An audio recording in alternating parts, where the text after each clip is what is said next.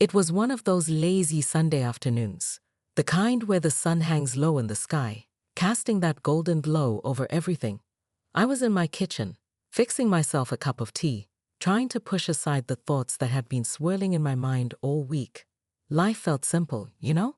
Or at least, that's what I thought. Then the doorbell rang, breaking my thoughts, and there he was, my nephew, Donald. Now, Donald wasn't just any nephew. He'd always been more like the son I never had. He was always over, hanging out, talking about his life. We'd had our fair share of long heart-to-heart conversations, and honestly, I loved his company. He was funny, charming, and smart, but there was always this edge to him, like there was something beneath the surface he wasn't telling anyone. "Hey, Aunt Sarah, how's it going?" He greeted me with that easy smile of his and stepped inside, not even waiting for an invite. "Hey, Donald, what's up?" I asked, eyeing him curiously. He never just dropped by without a reason. He shrugged, giving me that look, the one that said, asterisk, I need to talk about something important, but have no idea how to say it, asterisk. I raised an eyebrow. "What's going on? You look like you've got something on your mind." He hesitated, and then, completely out of the blue, he said something that made my heart skip a beat. "You know, Aunt Sarah, I've always thought you were different. You're not like other people. I really respect that about you." At first, I just laughed it off, thinking he was being his usual playful, flirty self. But there was something in his eyes. Something deeper, something unspoken. And in that moment, I realized he wasn't just talking about respect anymore. Thanks, I guess," I stammered. My voice felt a little shaky. It was a weird compliment, but I didn't think much of it. Donald was always tossing around random compliments, so I chalked it up to that. But deep down, this wasn't the first time I'd noticed an unusual tension when he was around. We settled into the living room, and he asked if I wanted to watch some TV. Of course, I said yes, anything to distract me from the weird energy he was giving off. We ended up watching an old movie, laughing at the cheesy lines and ridiculous plot twists, but there was an undercurrent of tension we couldn't ignore. At one point, Donald shifted in his seat, leaning closer to me than he ever had before. My heart raced as I felt his breath on my cheek. I immediately tensed up, telling myself it was nothing, that he was just getting comfortable. But deep down, I knew this was different. "Hey," he murmured, his voice low, almost too serious. "Have you ever thought about how complicated life can get? You know, how sometimes we don't even know what we want until we're faced with it." I frowned, unsure of where he was going with this. "What do you mean?" I asked, but my stomach churned as I saw the look in his eyes. Donald didn't answer right away. He just stared at me, like he was waiting for something, or hoping I'd say something that would give him an opening. Finally, he spoke again. "I don't know, Aunt Sarah. I guess I just wish I could talk to you about anything. You're different from the rest of the family. I can tell you things I wouldn't tell anyone else." His words hit me like a ton of bricks. What was he really trying to say? My heart rate quickened, and for the first time in my life, I felt a cold shiver run down my spine. For the next few days, Donald's visits became more frequent. He'd show up unannounced just to hang out, talk, or sometimes just sit in silence with me. It felt strange, but at first, I didn't question it. He'd always been close, and I liked that he wanted to spend time with me. But over time, things began to feel different. It wasn't just the casual comments anymore. It was the way he looked at me. How his gaze lingered a little too long. How his voice dropped an octave when he spoke. The whole thing started to unsettle me. And that nagging feeling in the pit of my stomach, it was growing stronger with each visit. One evening, we were sitting on the porch talking about nothing in particular when he suddenly asked a question that made my skin crawl. "Do you ever feel like you're stuck?" Donald asked, his voice soft, but carrying an intensity I couldn't ignore. "Stuck?" I repeated, unsure of what he meant. "You know, stuck in your life, like when you're not living it the way you should, but you can't change it." I chuckled nervously. "I think we all feel that way sometimes. Life isn't perfect, Donald. We all have things we want to change, but we do the best we can." But Donald wasn't satisfied with that answer. He leaned in a little closer, his knee almost touching mine. What if there's someone who could help you change that? Someone who gets it. Someone who doesn't judge you for the things you think about in the dark. I froze. My heart pounded in my chest. This wasn't a casual conversation anymore. I could feel the tension hanging thick in the air. His eyes were locked on mine, and I couldn't look away. The weight of his words sank in. Donald. What was he trying to say? Donald, I said, my voice shaky. What are you trying to say? He smiled, but it wasn't the playful, innocent smile I was used to. It was different, more intense. I'm just saying, he whispered, maybe you don't have to be stuck. Maybe there's another way. His words hung in the air, unspoken, but loaded with something dangerous. It felt like he was pushing me towards something I didn't want to acknowledge, but couldn't ignore. I had to get away from this, fast. Later that night, as I sat alone in my living room, my thoughts raced. I replayed the conversation over and over in my head, trying to make sense of it. I'd known Donald his whole life. He wasn't like this. He'd always been respectful, kept his distance. But now everything felt wrong. I couldn't shake the image of him leaning in, the way he looked at me. It wasn't just familial affection anymore. Something had shifted, and I wasn't sure if it was something I could fix. Maybe I was overthinking it, but deep down, I knew it wasn't just a coincidence. I couldn't pretend anymore. I had to confront this. I had to understand what was really going on. The next day, I called him. It was time to address it, and I wasn't going to avoid the issue any longer. I needed to understand, even if it made things awkward or uncomfortable. Donald, I said when he picked up the phone, already knowing what was coming. We need to talk. Donald's voice came through the line, tense. I could feel the weight of his words before he even said them. There was a pause, and then I heard him take a deep breath. I don't know if I can explain it, Aunt Sarah, but I need you to understand. I've been thinking about you a lot, and I don't know how to deal with it. I can't stop thinking about how different you are, how you make me feel things no one else does. His voice cracked on the last words, and I felt that confession hit me hard. I wasn't sure how to process it. How could I? I wanted to shut it down immediately, tell him this wasn't normal, that we couldn't go down this path. But there was a part of me, deep down, that feared what would happen if I pushed him away too fast. I exhaled slowly, trying to find the words that would make him understand. I don't know what you're feeling, Donald, but this isn't the way to handle it. We're family, and you need to understand that. But his words had already been said, hanging between us like a thick fog. No matter how much I wanted to pretend this was just some weird phase, deep down I knew it was more than that. Something had shifted, on both sides, and no amount of denial was going to change it. The days that followed were a strange mix of tension and silence. Donald stopped by a couple of times, but every visit felt off. We tiptoed around each other, careful not to say the wrong thing, our once easy conversations now filled with unspoken words. I couldn't look at him the same way, but that didn't stop him. If anything, it seemed to make him more determined. His visits were like clockwork, each one heavier than the last. One evening, I was back in the kitchen, trying to get through another normal day. I just convinced myself that things were going to settle into a routine again. Donald had texted earlier, saying he was coming by to pick something up. I was ready for a quiet night, no more emotional baggage. But the moment he walked in, I knew something was different. His expression was serious, more intense than I'd ever seen it, his shoulders tense. I could feel that something was coming, but I had no idea how to prepare for it. "Hey, Aunt Sarah, you busy?" he asked, walking straight into the kitchen without waiting for a response. "Not really," I replied, trying to keep my tone casual. "What's going on?" He paused, standing a little too close to me as I leaned against the counter. I couldn't escape his presence.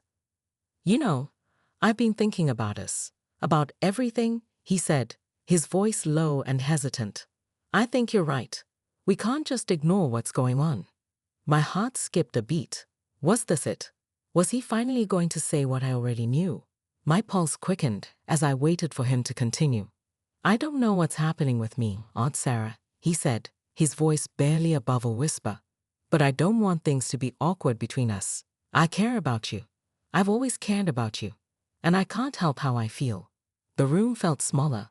The walls seemed to close in around me as his words wrapped themselves around my chest, squeezing the air out of me. I tried to steady myself, but it was hard to think straight when everything inside me screamed to push him away, to put some distance between us. "Donald, stop. This isn't right," I said, my voice trembling. "You have to understand. This can't go anywhere. You're my nephew. This is crossing a line." He stared at me, his eyes a mix of frustration and pain, and for a moment, I was paralyzed. I'd never seen him like this before. It shook me to my core. "I can't stop thinking about you, Aunt Sarah," he said, his voice breaking, almost pleading. I wish I could, but I can't." I swallowed hard, trying to hold it together, but everything inside me screamed at me to do something, anything, to make him see reason. I didn't know how to fix this. I didn't know how to make him stop feeling what he was feeling or how to make it all stop before it was too late. That night, as I lay in bed, sleep refused to come. My mind was spinning, replaying everything that had happened, everything Donald had said. The guilt gnawed at me, sharp and relentless. I never wanted any of this. I never wanted to be the one who led him down this path, who gave him the wrong impression. But the truth was, somewhere along the way, I let it go too far. Maybe it was the way he looked at me, the way he made me feel like I mattered. I wasn't used to that kind of attention. It made me feel special, needed. But now, here I was, tangled up in confusion and fear. I had to distance myself from him. But could I? Could I really cut ties without destroying everything? The next time Donald showed up, I knew the moment had come. There was no more avoiding this. It was time to draw the line. He knocked softly at the door, but I didn't wait for him to come in. I opened it, standing firm, arms crossed. "We need to talk," I said, my voice sounding more sure than I felt. I could tell by the look in his eyes he wasn't ready for what I was about to say, but I had no choice. "Donald, you have to understand something," I started, my words firm but heavy. "This thing between us, it's not real. It's just something in your head, and it's not healthy. We can't do this. I care about you, but not the way you're thinking. You need to let this go." His face fell, and for the first time in what felt like forever, I saw the boy he used to be, the one who needed guidance, who didn't know how to navigate his emotions. He was still so young, and it hurt to see him like this. "I know, Aunt Sarah. I know," he said, his voice barely a whisper. I don't know what to do with these feelings. But I don't want to lose you."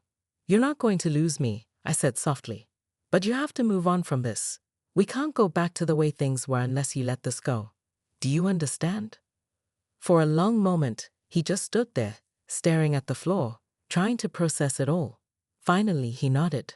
"Yeah, I understand." The days after that conversation were uncomfortable, awkward even. Donald kept his distance, and so did I. I thought that once I drew the line, things would go back to normal, but they didn't. Every time we crossed paths, there was this unspoken tension, and I couldn't shake the feeling that something had been broken beyond repair. I tried to carry on with my daily life, to distract myself, to act like everything was fine. But the truth, I couldn't stop thinking about it. The weight of everything that had happened lingered over me. I kept wondering if there was something else I could have done to prevent it.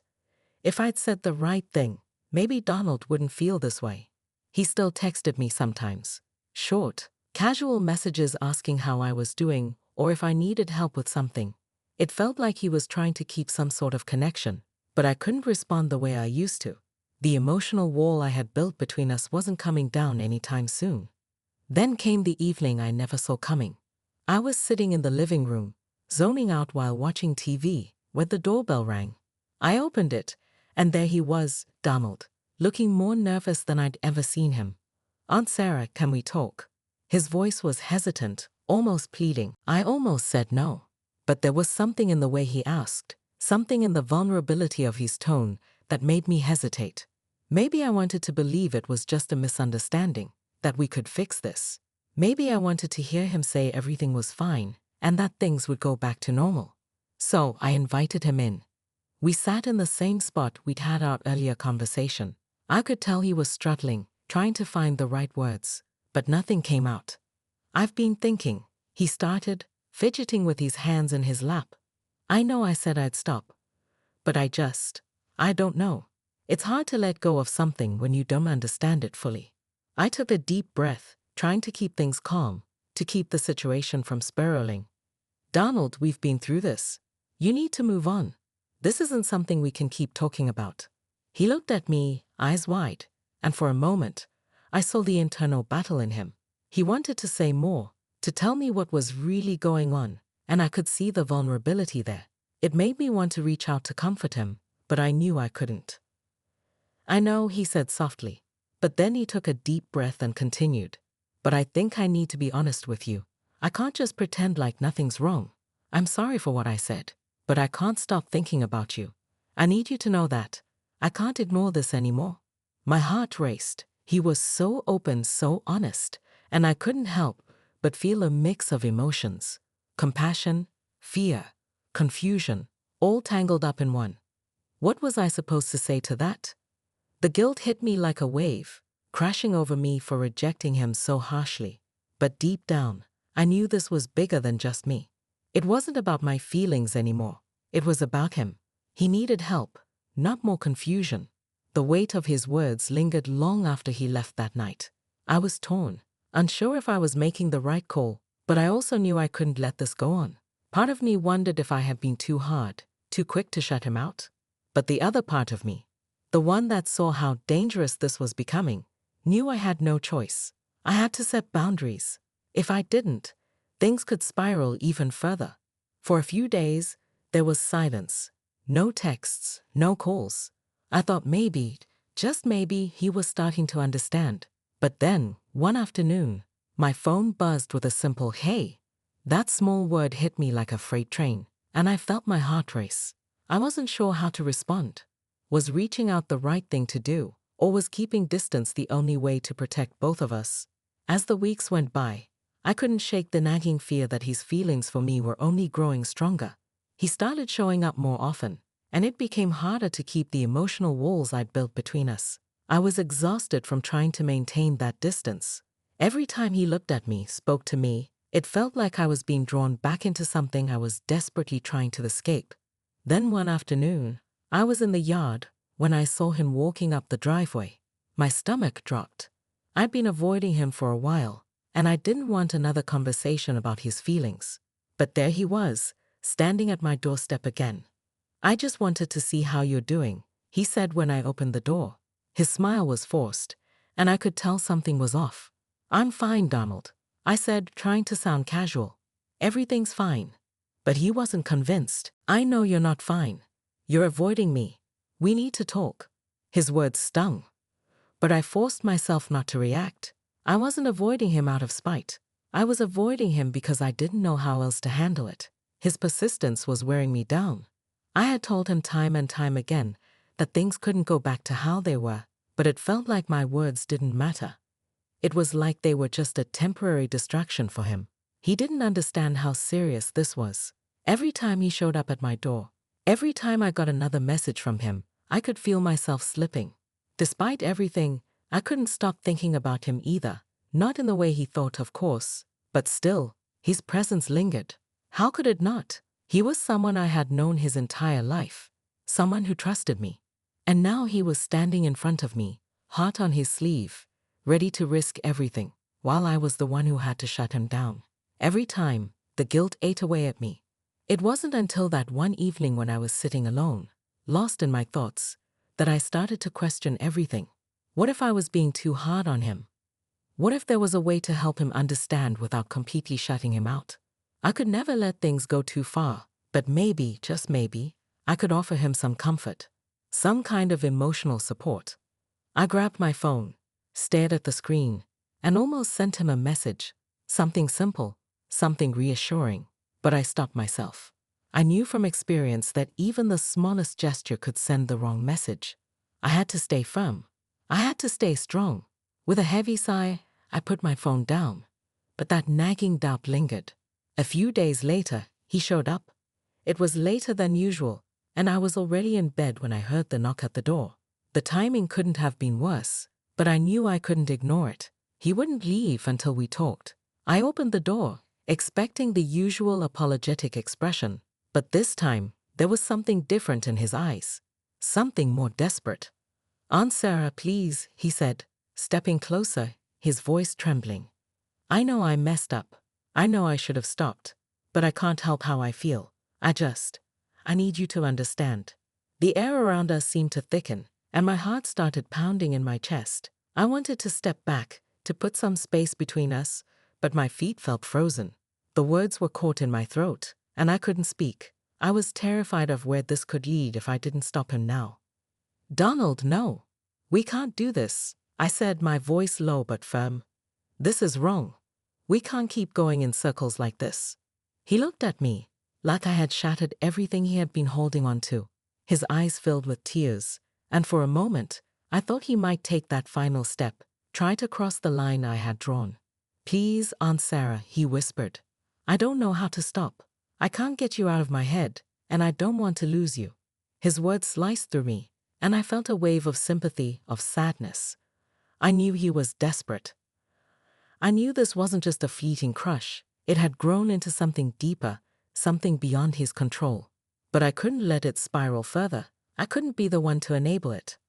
Donald, you need help, I said softly. You need to talk to someone. But this, us, it's not the answer. I'm not the one who can fix this.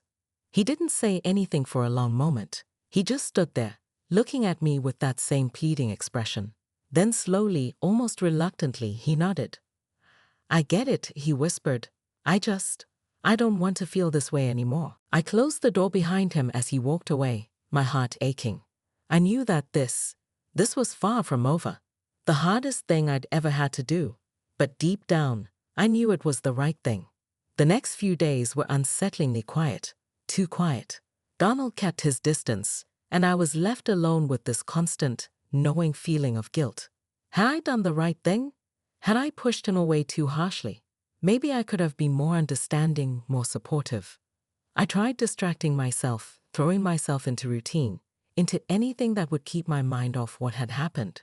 But it wasn't easy. The memory of that moment kept replaying in my mind, over and over, and I found myself wondering what I could have done differently. But one thing I knew for sure. I couldn't change the past. And yet, I knew I had done what was necessary, not just for me, but for both of us. Sometimes, doing the right thing isn't easy. Sometimes, it's painful in the moment, but it's what's best in the long run. Then came the message from Donald. I've been talking to someone. I think I'm going to be okay. For the first time in what felt like forever, I felt a rush of relief. He was seeking help. That was all I had ever wanted for him. Maybe, just maybe, he'd be okay. Maybe we both would. I didn't reply. I didn't need to. I knew I had done everything I could. Donald was on his own journey now, and I had to trust that he'd find his way. As for me, I was finally starting to heal. Slowly, but surely. A few months had passed since that tough conversation, and life had started to settle back into some semblance of normal. The tension between us had eased, and there was no more awkwardness when we crossed paths. I was hopeful. Maybe, just maybe, the worst was behind us, and the boundaries we set were finally clear. But of course, life has a funny way of throwing curveballs. One afternoon, while I was cleaning the house, I heard a knock at the door. I didn't think much of it at first, assuming it was a package or a neighbor. But when I opened the door, there stood Donald. He looked older, a little different, but the nervous smile on his face was all too familiar. He was holding a small bag in his hands, and my stomach immediately tightened. We hadn't really spoken much since that night, and I wasn't expecting him to show up, especially not so soon. Aunt Sarah, he said, his voice quieter than I remembered. I just wanted to stop by and say thank you. I've been doing a lot of work on myself, and I think I'm finally starting to understand what happened. I nodded, though I could feel a wave of discomfort hit me. Had I really moved on? I thought I had, but his presence, it brought back memories I wasn't ready to face. Still, I couldn't just shut the door in his face. I'm glad to hear that, Donald, I said, forcing a smile. I hope you're doing okay. He stepped forward, handing me the small bag. I got you something. Just a little something to show my appreciation. I accepted it, trying to mask the awkwardness. Was this a kind gesture or another attempt to reconnect? Either way, I didn't want to read too much into it. Thank you, I said, my voice distant. You didn't have to. He nodded, like he wanted to say more but wasn't sure if he should. I just want you to know that I'm doing better now. I don't want to make things awkward. I guess I wanted you to know that I'm not the same person I was before. I could see the sincerity in his eyes. It was a mix of relief and conflict. Part of me wanted to believe him, to think that he'd really changed, but another part of me couldn't shake the memories of everything that had happened between us. Good to hear, I said, keeping things light. Take care of yourself, okay? He gave me a small, almost sad smile. I will. And again, thank you. He turned and left before I could say anything more, leaving me standing there, holding the small bag in my hands.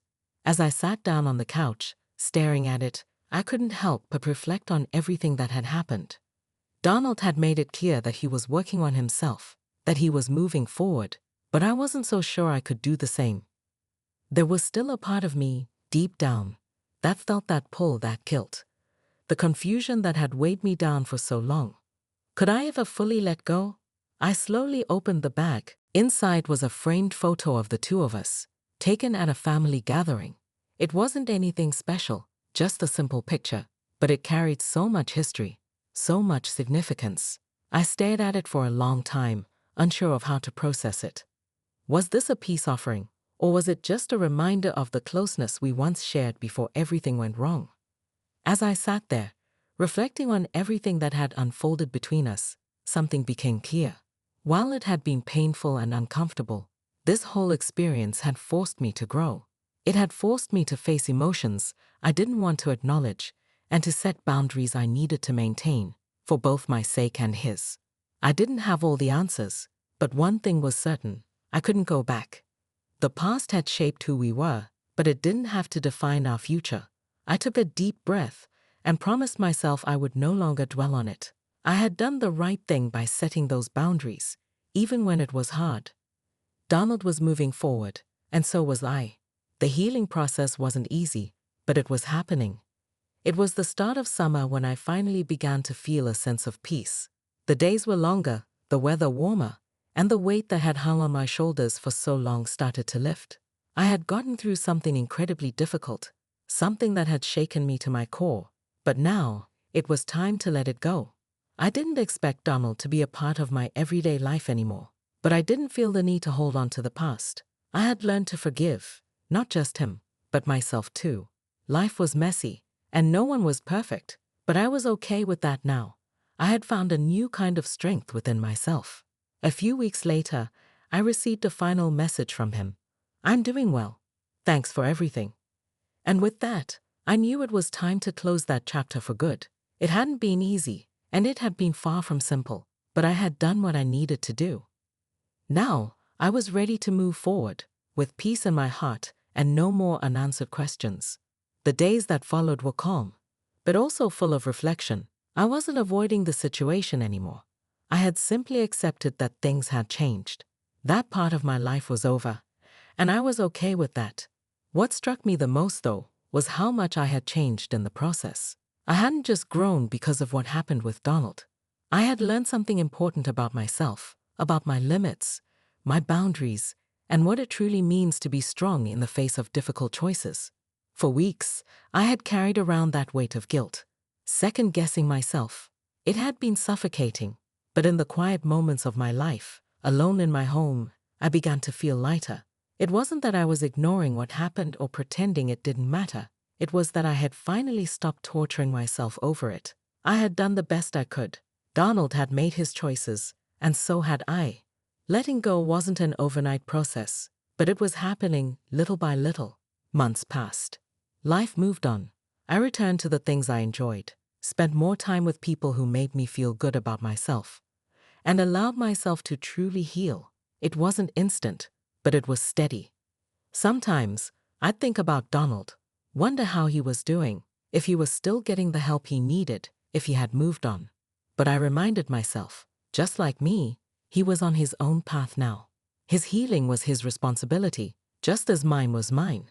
I had done what I could to help him, but it was clear now that our roles in each other's lives had shifted. We weren't the same people we had been at the beginning of it all. There were no more late-night texts, no more surprise visits at my door. The tension that once hung so heavily between us had faded into the past. I would never forget what had happened, but I no longer felt like it was holding me down. A few years later, I found myself reflecting on how far we both had come. I didn't know where Donald was in his life, if he had started a family, if he was still on his journey of self-discovery, but I hoped he was happy. As for me, life had opened up in ways I hadn't expected. I wasn't the same person I had been when I first met Donald's gaze, full of confusion and guilt. I had evolved. I had learned that sometimes the hardest lessons come from our most challenging moments. I never saw Donald again after that last message, and in some strange way, that gave me peace. It wasn't about closure in the traditional sense. It was about understanding that people come into your life for a reason, but their presence doesn't always last forever.